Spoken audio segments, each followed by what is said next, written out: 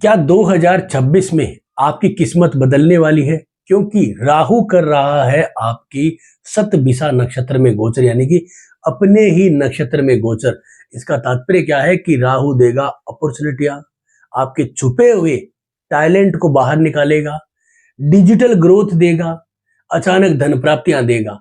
लेकिन आपको अपनी जन्म कुंडली पे इसको कैलकुलेट जरूर करना है। अगर ये कैलकुलेशन आपकी जन्म कुंडली पे सेट हो गया तो ये वर्ष आपका है और ये वीडियो आपके लिए गेम चेंजर होने वाला है। कैसे कैलकुलेशन करते हैं उस चीज को समझते हैं, छोटा सा कैलकुलेशन और लाभ।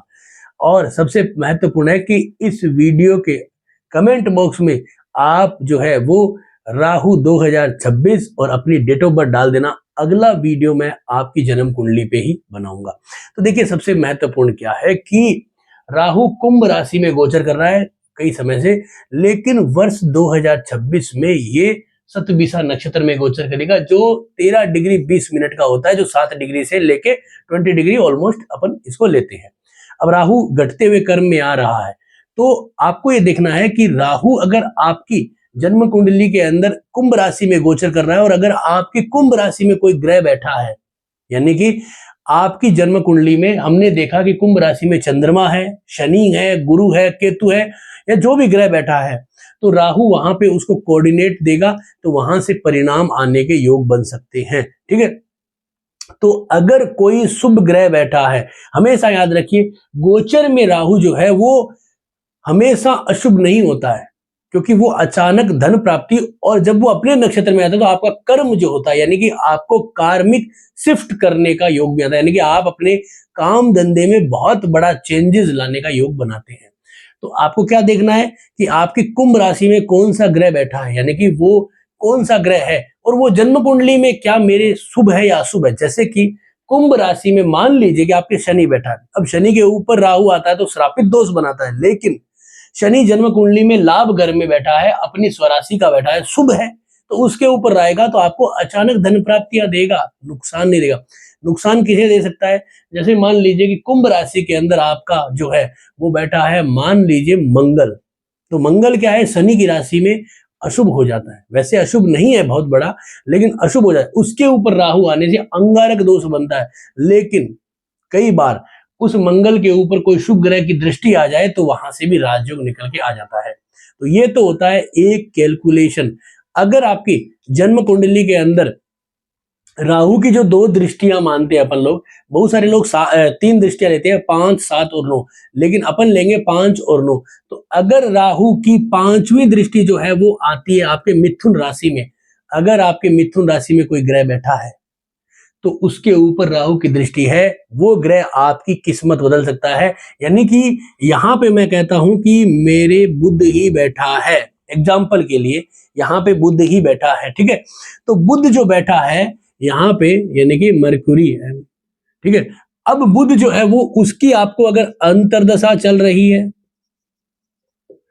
अगर आपको उसकी अंतर्दशा चल रही है या फिर उसकी महादशा चल रही है, तो आपको जबरदस्त लाभ के योग बन रहे हैं, क्योंकि राहु अपने जो गुण हैं, यानी कि अचानक धन प्राप्ति, डिजिटल, इस डिजिटल दुनिया के अंदर राहु का ही दबदबा है, तो यहाँ पे जबरदस्त लाभ के योग बना रहा है, आपको बहुत जबरदस्त फायदा देगा। अगर आपको राहु की 5वीं दृष्टि के अंदर कोई ग्रह बैठा है और उसकी दशा अंतर्दशा चल रही है, तो आपको अपनी जन्म कुंडली में ये देखना है कि राहु की जो 9वीं दृष्टि है, राहु की जो 9वीं दृष्टि आएगी वो आएगी यहाँ पे तुला राशि के अंदर, यानी कि तुला राशि के अंदर।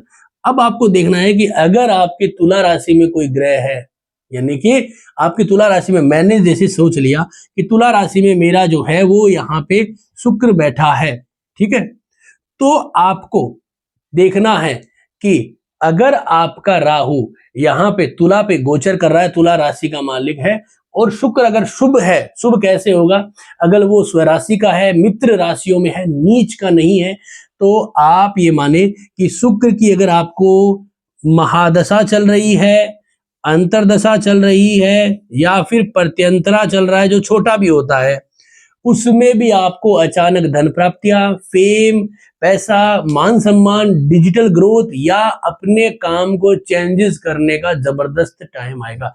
ये वर्ष 2026 आपको राहु जबरदस्त लाभ दे रहा है शतभिषा नक्षत्र के अंदर आने से, और इसका आपको लाभ उठाना है। आपको ये कोऑर्डिनेट करना है कि मेरे कौन से ग्रह के ऊपर उसकी दृष्टि आ रही है और कौन से ग्रह के ऊपर वो गोचर कर रहा है। तो 3 राशियां इसमें सबसे इंपॉर्टेंट होती है जिससे इफेक्ट बन सकता है।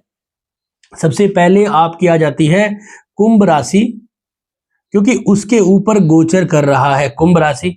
दूसरी आ जाती है यहां पे मिथुन राशि, और तीसरी आती है आपकी तुला राशि। ठीक है, इन तीनों राशियों में अगर कोई ग्रह बैठा है और इन राशियों के ऊपर इसकी दृष्टि आ रही है, वो ग्रह अगर शुभ है तो आपके लिए जीवन में सबसे बड़ा मौका बनेगा।